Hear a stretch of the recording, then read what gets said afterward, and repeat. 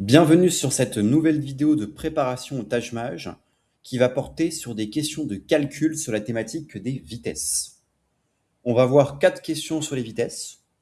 Je vous conseille de mettre la vidéo sur pause avant chaque question pour pouvoir y réfléchir de votre côté. Et puis le but, ça va être de corriger avec méthode ces différentes questions ensemble. Première question.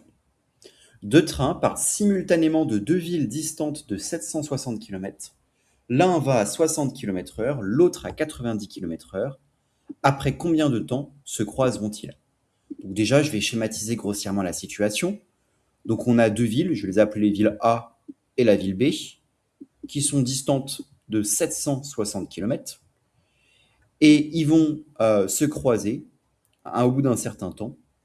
Donc l'un va à 100 km/h vers la ville B et l'autre va vers la ville A à 90 km/h.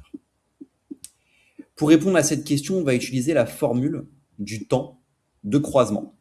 Formule du temps de croisement qui est très pratique, qui permet d'aller vite sur ce type de questions.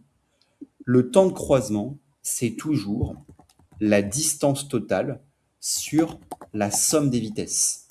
Somme de vitesses puisque les vitesses se cumulent, puisqu'ils vont l'un vers l'autre. Et donc, on va aller appliquer cette formule. Donc, la distance totale, on nous la donne. C'est une distance de 760 km. La somme des vitesses, 100 plus 90. Ça fait donc 760 sur 190. On peut enlever un 0 en haut et en bas. 76 x 10, 19 x 10, donc 76 sur 19. Idéalement, arrivé à là, il faudrait connaître la table de 19. La remarquer, cette table de 19, elle est importante aussi pour les preuves de logique. 76, c'est 4 x 19. Donc on a 4 x 19 sur 1 x 19, ce qui fait donc 4 sur 1, donc 4. Et ça veut dire que ces deux trains vont se croiser au bout de 4 heures. Et donc, pour ces raisons, on choisit la réponse C. Deuxième question. Un train part à 7 heures de Lille vers Paris à 60 km/h. Un second train part du même lieu à 9 heures à 90 km/h. Quand le second train rattrapera-t-il le premier? On schématise globalement la situation. Donc on a deux trains. Un premier qui part à 7 heures, qui arrive à un certain endroit à 9 heures. Et puis un autre qui va partir du coup à 9 heures. Et le but, ça va être de savoir quand est-ce qu'il rejoint l'autre train qui est parti plus tôt. Donc en fait, indirectement, ici, ce qu'on va faire, c'est ce qu'on appelle un rattrapage. Donc on va calculer le temps de rattrapage. Et il y a une petite formule pour le temps de rattrapage. Le temps de rattrapage, c'est toujours la distance d'avance sur l'écart de vitesse. La distance d'avance, on peut la calculer. Formule de la distance, c'est la vitesse fois le temps.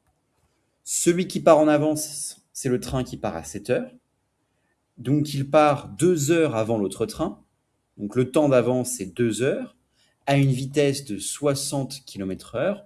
Donc 2 fois 60, vitesse fois temps, il aura 120 km d'avance, ce premier train.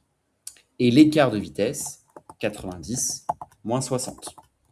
Donc ça nous fait 120 divisé par 30. Je peux enlever un 0 en haut et en bas. 12 x 10, 3 x 10. Ça fait 12 tiers. Et 12 divisé par 3, ça fait 4. Et donc ça veut dire que le second, il va mettre 4 heures à rattraper le premier. Le second, il est parti à 9 heures. Donc 9 heures plus 4 heures, ça nous fait une arrivée à 13 heures. Un rattrapage à 13 heures. Et donc réponse C pour cette deuxième question. Donc formule du temps de rattrapage qu'on a utilisé ici. Troisième question. Si Julie roule à 40 km/h, elle arrive chez elle à 18h15. Si elle roulait à 60 km/h, elle arriverait à 17h45. À quelle distance de son domicile se trouve Julie? Donc on cherche une distance. Donc déjà, je pars de la formule de la distance. La distance, c'est la vitesse fois le temps. Le problème, c'est que je ne sais pas le temps que met Julie à rejoindre son domicile. Et puis, je ne connais pas précisément la vitesse, vu qu'on me donne deux vitesses différentes avec un temps différent. L'idée, c'est que peu importe la vitesse à laquelle elle va, elle doit parcourir la même distance, elle doit se rendre au même endroit. Donc je vais essayer de se représenter par une équation la situation dans les deux situations. Donc la distance, c'est la vitesse fois le temps. Donc quand elle va à 40 km/h, elle arrive à 18h15, donc sa vitesse c'est 40. Et puis le temps, je vais l'appeler t, c'est une inconnue. Et donc je peux dire que 40 fois t, la distance, c'est la même distance qu'on parcourt quand on va à 60 km/h et qu'on arrive à 17h45. Donc 40 fois t égale 60 fois. Et le temps qu'on met quand on arrive à 17h45, c'est 30 minutes de moins que 18h15. Donc c'est une demi-heure en moins. Donc c'est t moins 0,5. 0,5 heures, donc une demi-heure. Et on va résoudre cette équation qui va nous permettre de retrouver le temps. Donc 40t égale 60t moins 60 fois 0,5, donc moins 30.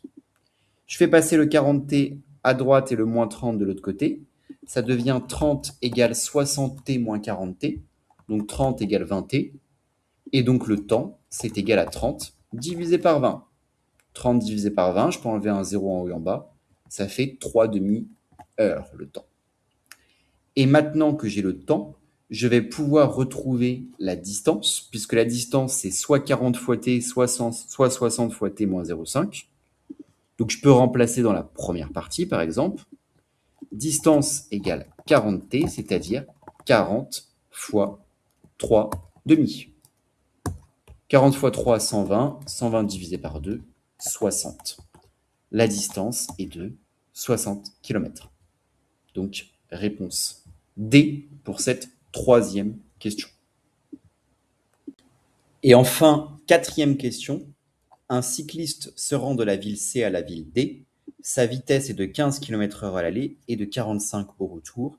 Quelle est sa vitesse moyenne sur l'ensemble du trajet? Alors attention à cette question qui peut être un peu piège. Donc on a deux villes, C et D. À l'aller, on va à 15 et au retour, on va à 45. Le piège serait de se dire que la vitesse moyenne, ça serait la moyenne de ces deux vitesses, donc de faire une moyenne normale, de faire 45 plus 15 divisé par 2. Mais vous n'avez pas le droit de faire ça. Des moyennes de vitesse ne sont pas des moyennes normales. On utilise des moyennes harmoniques. L'idée, c'est que la vitesse la plus faible, elle impacte plus la moyenne que la vitesse la plus élevée. C'est une loi physique. Et donc, pour faire ça correctement, on a une formule spécifique pour les vitesses moyennes. La formule de la vitesse moyenne, quand les distances sont égales, c'est 2 fois la vitesse 1 fois la vitesse 2 sur la vitesse 1 plus la vitesse 2. La vitesse moyenne va donc être égale à 2 fois 15 fois 45 sur 15 plus 45. 2 fois 15, ça fait 30. Donc on a 30 fois 45 sur 60. On peut remarquer qu'on a la table de 30 en haut et en bas. 30 fois 45 sur 30 fois 2. Je peux enlever un 30 en haut et en bas. Il reste 45 divisé par 2. Et 45 divisé par 2, ça fait 22,5. Donc la vitesse moyenne est de 22,5 km/h. Et vous pouvez voir du coup que la moyenne est différente d'une moyenne normale. Si on avait fait une moyenne normale, on aurait trouvé 45 plus 15 divisé par 2, on aurait trouvé 30 km/h.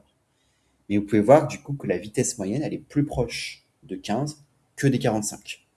Donc formule spécifique pour les vitesses moyennes. Donc on a vu ici 4 questions sur les vitesses. Formule du temps de croisement qui est très importante. Formule du temps de rattrapage. La formule des vitesses moyennes et formule basique sur les distances, vitesse, temps. Il y a d'autres thématiques au programme sur les vitesses, mais c'est les thématiques les plus fréquentes qu'on retrouve. Mais vous avez aussi d'autres petites formules à connaître qui seront importantes. Si vous avez des questions sur ce qu'on a vu là, n'hésitez pas à les poser en commentaire. Vous avez la possibilité également de réserver un petit appel stratégique de 15 minutes pour faire le point sur votre niveau, où vous êtes dans votre préparation, et puis pour voir ce que je propose en accompagnement personnalisé pour les étudiants qui veulent aller plus loin. Sinon, tout le contenu gratuit est aussi disponible sur cette chaîne, donc n'hésitez pas à vous abonner pour en profiter.